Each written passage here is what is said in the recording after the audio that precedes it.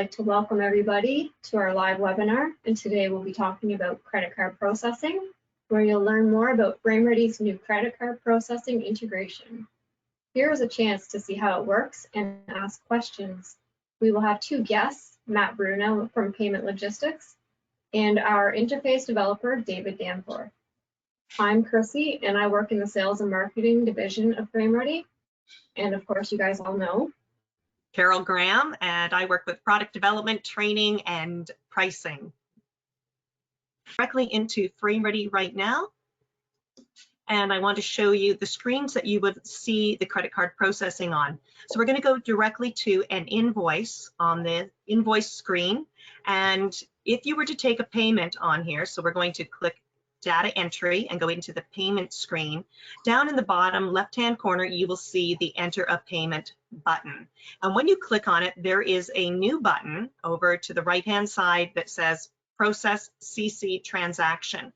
And this is the button that you will use for the credit card processing. Of course, you'll select the different type of credit cards that you use when you're making this transaction, and then we'll show you in a moment how to complete the transaction. So you'll see that button there. The other buttons that you want to be aware of are the Quickbooks buttons. Now, you do not have to have Quickbooks while using the credit card processing, but it is an option that you can. So you can use the credit card processing along with Quickbooks. And this is going to speed up things for you in the process, rather than going into Quickbooks, making the transaction, and then coming back into FrameReady. So you can stay in FrameReady, make the credit card transaction, and then push it into Quickbooks to show that the invoice has been paid. So those are the advantages, and now we're going to go and take a look at how this works actually in FrameReady to see it live. Well, thanks everybody. I'm really glad to be here. Thanks to Chrissy and Carol and David for letting me join and explain a little bit more about how the payment processing works within FrameReady version 12. I'm going to go over a broad set of things that we've heard from some existing clients, some FrameReady users that have already started using our integration, as well as some of the folks that we've already spoken to. So these should be questions that are pretty common, but if yours doesn't get answered, or if you have any other questions that you need to get through, don't hesitate. You can reach out to me directly. As you can see here, this is my contact information, or you can talk to my sales team, and they're more than happy to go through this stuff with you as well. This is what we do all day, every day. So any questions are welcome. So first, we'll go over Payment Logistics. As Carol was mentioning, we are a family-owned and operated company. We've been around since 2003, I'm sorry, so just about 18 years. I've been here for about 12. I got here about 2009. And one of the things I really like to point out about our company is the community culture that we have here. It's very similar to a lot of our clients who are also the family-owned and operated type businesses, like most of you are as well. With that, you get a strong sense of community. And our employees have an average tenure of about 5.5 years, which is really good, especially when you consider that includes the entry-level employees that are, maybe grow out of other companies pretty quickly. Instead, for us, we usually promote from within. So our employees stay with us for a long time. They get to know the solutions and products, and that really ends up benefiting our clients in terms of support and understanding. While we are a family-owned and operated company, we do process billions of credit card and debit card transactions every year. Some of our clients are very large. If I mention some of the names, you might even use some of these clients too. But a lot of our clients are also, again, smaller locations, single locations, and things like that. Our main focus, though, regardless of the size of the client, is the same. It's to focus on advanced payment technology tools, things that are going to help advance point-of-sale systems, just like FrameReady, to make them more functional, more usable for the end users. And so this goes way beyond just credit card processing, as we'll dive into a little bit more in terms of helping out with reporting, training, and cost reductions, as you'll see as well. So just a kind of high level of some of the integrated processing benefits. Here you can see a quick view of FrameReady with one of the devices that we support. And there's a couple different devices that we'll go over, and I'll show you those in a little bit later as well. But some of the integrated benefits that you're going to get is you can accept EMV or chip cards, as well as NFC, which is like contactless payments, similar to Apple Pay, Google Pay, contactless cards, things like that. You can accept all these payments directly through FrameReady without having any additional button presses.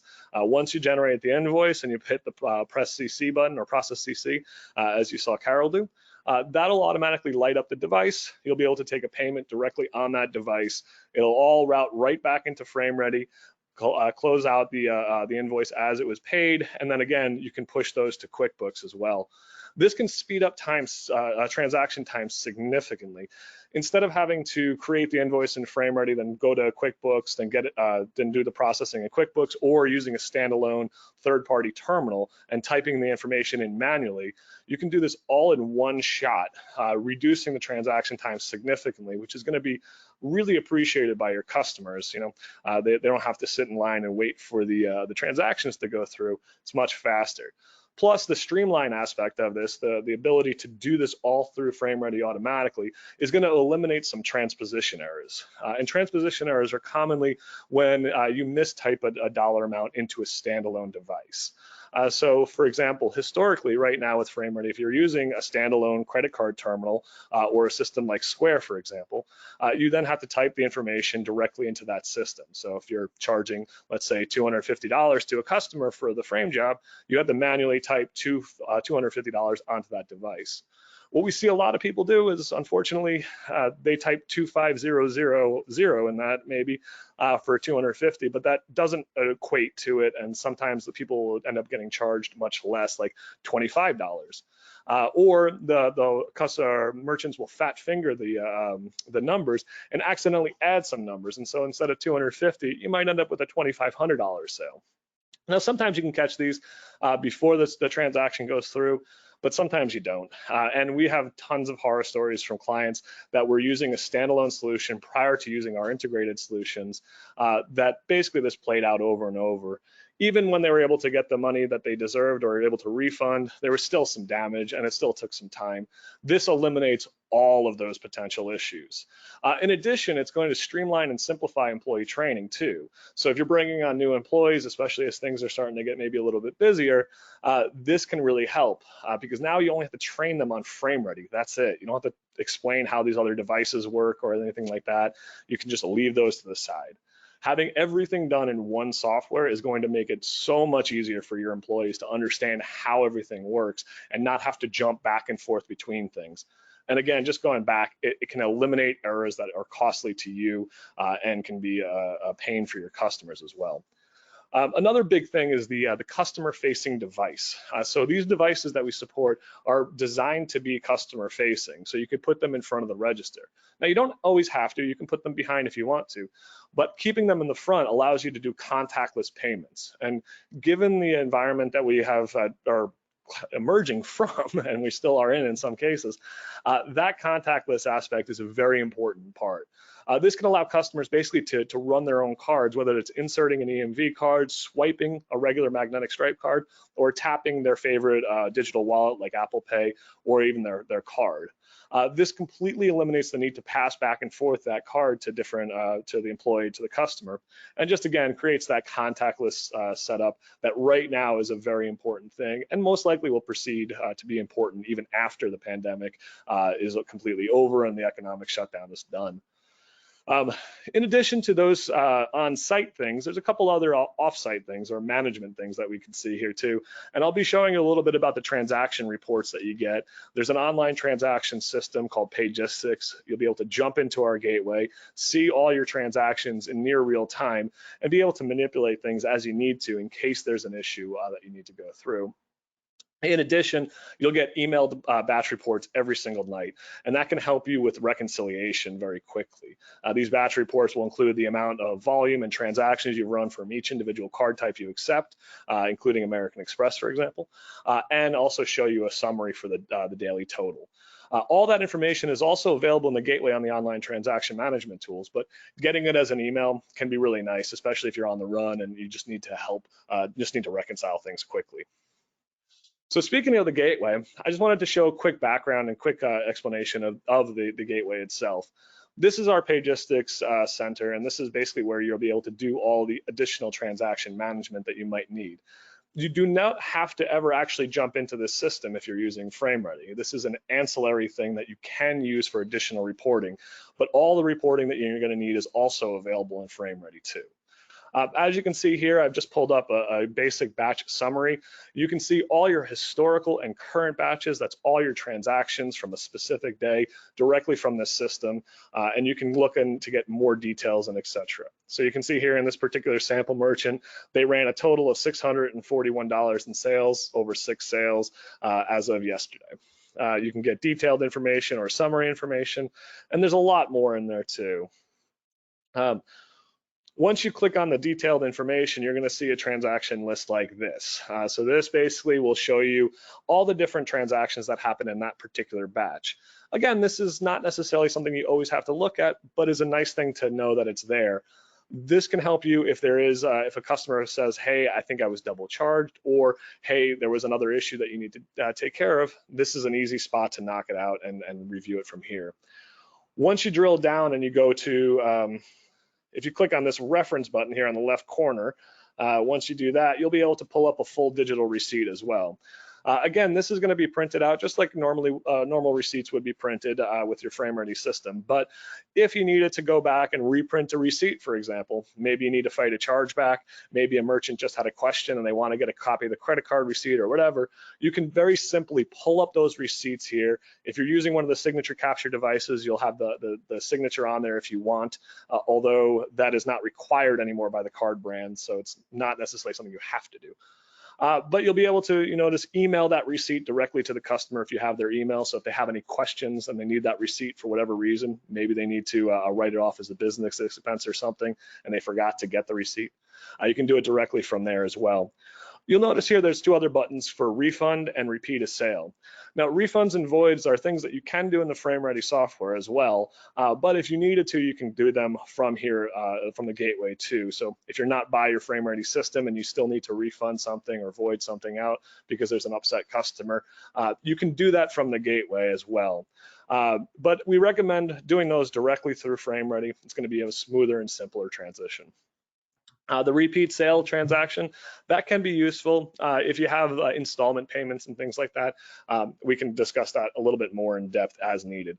But these are some of the basic functions that you'll see in the gateway. There's a lot more there, but I feel like those are probably some of the big things that you'll see. Real quick on the benefits of using payment logistics. Now, when it comes to merchant services, there's not a shortage of companies out there. In fact, I'm sure most of you people have already gotten a call from a few people in the processing world today asking if how they can reduce your rates or how to save you money or do whatever they're going to do. So it's not uncommon for people to already have their favorite processor and things along those lines. Using us as a payment processor, along with the gateway that we provide for the integration for FrameReady, has a lot of additional benefits that you just can't get using a different processor. And so again, one of the big things is we're a family-owned and operated company. We're not accountable to shareholders, just to our clients and our partners. And with a partner like FrameReady, we are very excited to get people involved in this, very excited to bring on some more clients. And this is something that we're really excited to push forward because we know that this is going to help you guys out. Our gateway is reliable. We have over 99.996% uptime. That equates to very, very little downtime over the course of a year, maybe 20 minutes, give or take, is what that would work out to. Our pricing is really easy to understand. Statements are pretty straightforward as well. And this is a common complaint we see from some clients moving towards us, is that they don't understand their statements. They don't understand how the pricing works, and therefore it's really complicated. We can help break that stuff down. We'll show you when you start working with us. We'll break down in a very simple comparison what you're currently paying and how that would stack up to what we would process for you as well. And this can give you a very easy to understand breakdown of where you are, where you could be, and what we can do for you. Again, we do have competitive merchant account pricing as well. In most cases, we can match or beat what you're at right now. But the best way to figure that out is to get a proposal, and we can go over how you can get in touch with my sales team to get that moving. Just another big point, all of our technical support and customer service is done in-house. There's no third parties. We don't have any call centers. The people you're talking to are payment logistics employees. They're part of our family. And for that, just one big important thing, I know technical support is important, and even though we have a really great uptime, sometimes something might happen at your location. While issues can be rare, it's really nice to know that we have a 24/7, 365-day technical support team that's on call for you to help out. And so if you have any questions, you just call us and we'll be able to work out whatever it is that you might need there. And last but not least, there's no additional cost to use the integration, no gateway fees, no additional costs that you got to really worry about that other solutions might charge, especially standalone type systems. And there you can see most of our company. There's probably not all of us there, but that's a good chunk. And if you look, there's that little handsome guy in the background. Here are some of the EMV devices. Now we support a few, but these are going to be the primary two that you're most likely going to be using. As you can see here, I have the PAX S300 along with the PAX S920. These devices are pretty similar. There's not much difference between the two devices, except the S300 is a wired device, meaning that it will route, it'll connect directly back to your router via an Ethernet cable, whereas the PAX S920 is a Wi-Fi or wireless device. That's more or less the only two differences there. I always recommend using the wired device whenever possible. It's usually a much more stable connection, and it's a faster connection as well because it doesn't have to go out into the ether to get to your Wi-Fi network. And now when I say stable, something very important to note, I'm sure most of you have Wi-Fi at your homes and things like that, and every now and then you might notice a glitch here and there. When you're at a business location and you're operating off of Wi-Fi, those glitches can be amplified since you're using that Wi-Fi pretty consistently throughout the day. So if you do have a small hiccup in your Wi-Fi or a lag, that's going to show up very noticeably on a wireless system, which includes the S920. It's a great device, but when you can, I would suggest using the hardwired device as it'll be faster and more reliable from a connection standpoint. Also, we have a promotion here as well. I should have updated that the deadline for this, but we're actually extending the promotion, and it'll be extended through October as well. So we'll have that out until October 31st. But you'll be able to get two wired EMV devices, the S300s, at no cost to use while you're processing with us, or two S920s at 50% off. If you need more than two, don't hesitate, give us a shout. We're more than happy to talk to you guys about what we can do and things along those lines. You can see the sales number there is 888-572-9564, extension 3. You can also reach us at sales@paymentlogistics.com too. But these are the main two devices. Just for a quick reference, they're about the same size too, as you can see. So not much difference between the two. All right, and that pretty much concludes everything that I wanted to go over for the most part here. If there are any questions or anything else that I can help out with, please don't hesitate to ask. I'm more than happy to go through any questions there. I can do it directly, and you can reach out to me, or you can reach out to my sales team, whatever is easiest for you on that standpoint. I think that's pretty much where I'm gonna leave it, pass it on back. Well, thank you so much, Matt. And I'm glad you pointed out where you were in the picture because I was looking to say, where's Matt in there? That's great. And I love seeing the two devices. They look very similar. The one device that's wired, though, does have the colored buttons. I know that makes it easier for me when I'm the person who's giving a payment to easily see which button to click to say, yes, go ahead and do it. Yeah. So that's one of the reasons why I really like this device too. As you can see, it's a pretty straightforward device. It's got a nice long cable, so you can bring it to where you need to, and it's pretty easy to get in front of the system. You can also put these on stands, by the way, too. And so if you wanted to put them up and you didn't want to have them on the desktop, it's very simple to put them up on a stand on either a wall mount or a counter mount. So if you want one of those too, if that makes it cleaner, more than happy to work with you guys on those things as well. Nice. That sounds great. Yeah, because counter space is very valuable in a frame shop. Oh, yeah. Yes, most definitely. There.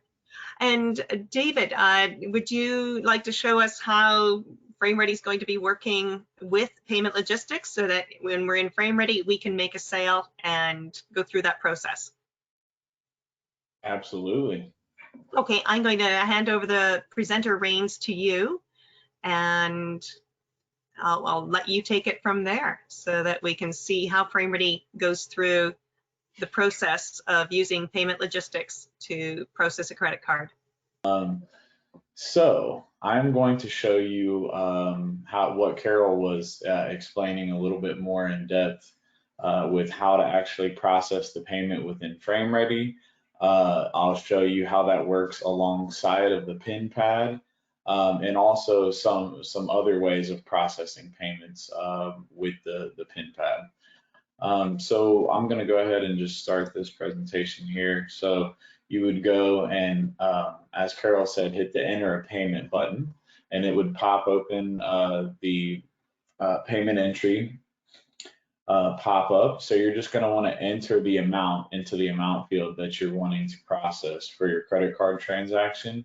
And then you select tender for whatever credit card it is, if it's MasterCard, MC, Visa, and make sure the reference field on a credit card transaction, this field is going to get filled in with the transaction ID. So it's best not to put anything in there for now. And then once you have your information, you'll hit the process credit card transaction, and your pin pad is going to pop up and it's going to prompt you to choose a receipt type.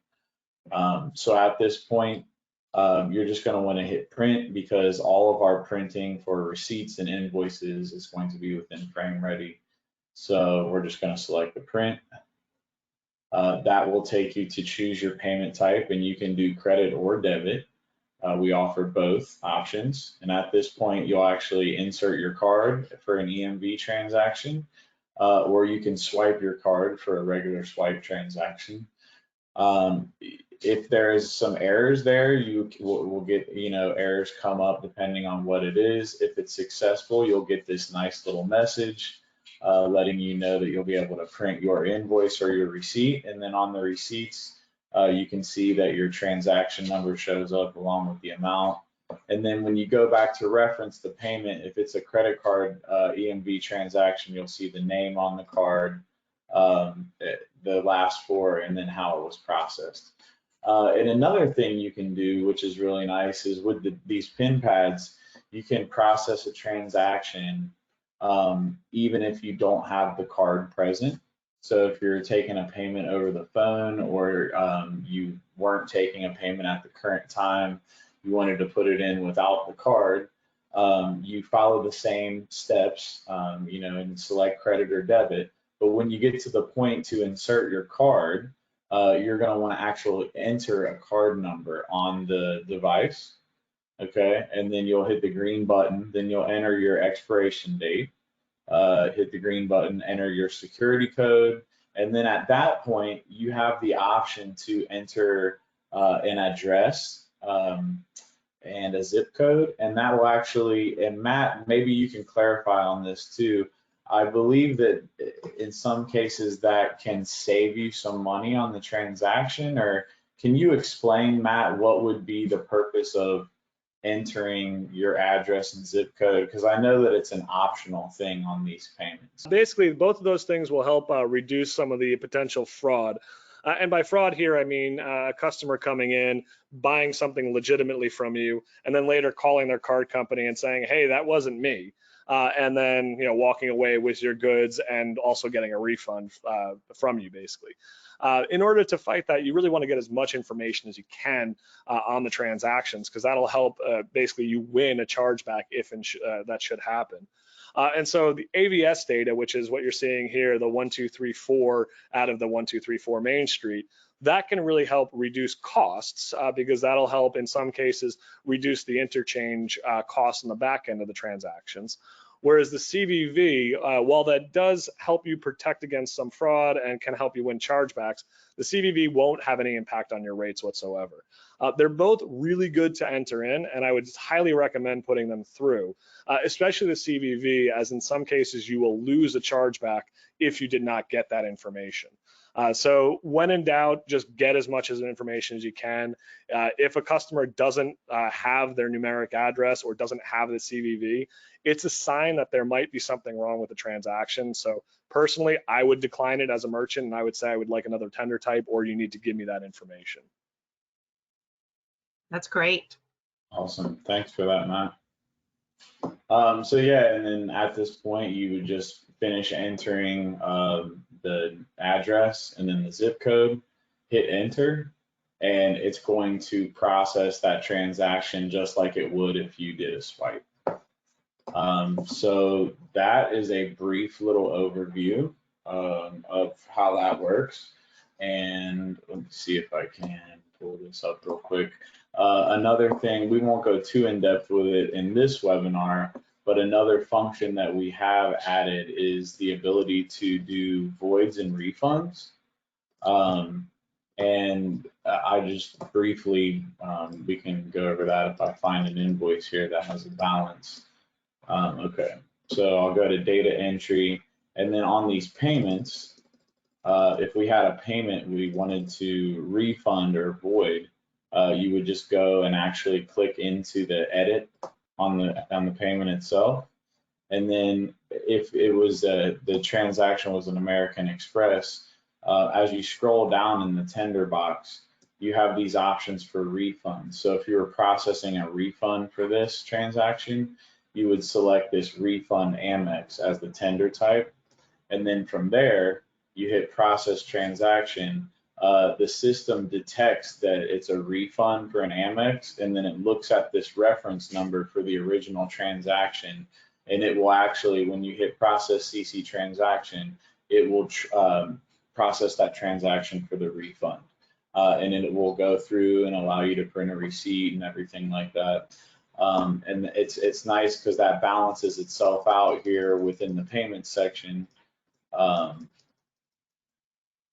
And also you can do the same thing with a void. So if it was within the batch time, so transactions, and Matt, you can kind of clarify on this too, transactions stay within a batch, which you have the ability to set, which is typically, I'm guessing, like 24 hours.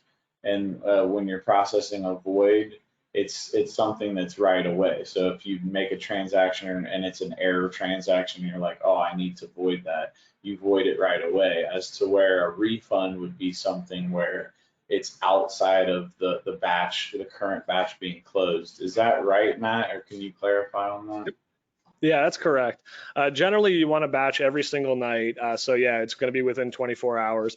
That'll actually help reduce your costs, believe it or not. So batching out regularly within the 24-hour time frame, always recommended. With our solutions, we set you up with an auto settlement, so you never really have to worry about it. It'll automatically settle the batch every day at a predetermined time that we can work out with you, and we can be pretty flexible on. The voids will always happen within the current batch before that batch settles, meaning before the deposits hit your bank account. That would be a void. Refunds will happen after the batch is settled, and meaning after it's hit your account. Just a slight difference between the two, but basically the customer side on a void, they'll just see the pending authorization that we've all probably seen on our cards, and eventually that falls off. Whereas the refund, the customer will actually see the original sale and then a negative balance that's being returned to them. Quick point on refunds though, that's a good fraud point too. If you do need to run a refund from a credit card transaction, always refund it back to that same card. Don't do it with cash, don't do it with checks. You could do it with store credit if you need to as well. But the big reason is that if you do a refund for a credit card transaction in cash or something else like that, it's very possible that if there's a fraudster, someone that's got a little bit of a malicious intent, they could just go right back to their card issuing bank, say, hey, I never got that refund. And there's no paper trail for you to say, no, I gave them cash refund. At least no paper trail that the card brands really care about. So you might find yourself in a bad position there. So when you need to refund a credit card transaction, try and always do it via credit card whenever you can, and that'll help reduce your risks. Right. And David, just a point there, the void, as you mentioned, is within the 24 hours, and you go back directly to that exact payment that was made, and you can void that payment out. With the refunds may be done on a different day, and they may be returning a product into inventory, so we generally create a new invoice for that. And we have a slightly different procedure to do that, which we can cover in another video. Exactly. So that's one of the things that we're actually adding into the newest update for this is that, so with voids, yeah, you're right, Carol. So you would click on the payment, go into here. So it was an Amex payment. You would go select void Amex. It already has the reference number, process CC transaction, and it's going to immediately void that transaction. And you'll see it, the reference of it here. But yes, you're right. For refunds to invoice, you can create a payment, create a new payment, and then from this, just select refund. You know, if it's a MasterCard, click on it, and you won't have the reference number automatically populated in there. But if you hit CC transaction, you'll actually get a pop-up from within the process that will ask you to enter the transaction ID. So that's where you would just go into your payment logistics portal, your web portal that Matt was mentioning, grab that transaction ID and enter it, and then you could process a refund on a different invoice.